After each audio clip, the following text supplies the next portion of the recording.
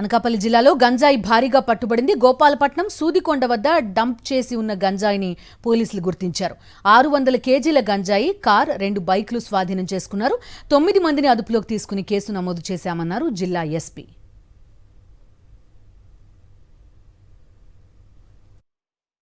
ఆ టైంకి మనకి 5గురు A1 accuse number 1 to accused number 5 మనకి ఆన్ ద స్పాట్ దొరికారు.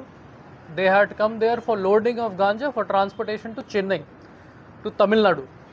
So అక్కడ మన వాళ్ళు అందరికీ పట్టుకున్నారు. ఆల్ 5 మెంబర్స్ వర్ కాట్. మొత్తం ఇంటరోగేషన్లో మనకి ఏం తెలిసింది that backward linkages in Chitrakonda village in Odisha, Malkangiri district. అక్కడ నుంచి సీలేరు, డోంకరాయ్, మారడుమిల్లి రూట్ నుంచి వాళ్ళు ఇటు నేషనల్ హైవే వైపు వచ్చారు. అక్కడ నుంచి ఈ ఏరియాకి డంప్ చేసుకున్నాడు.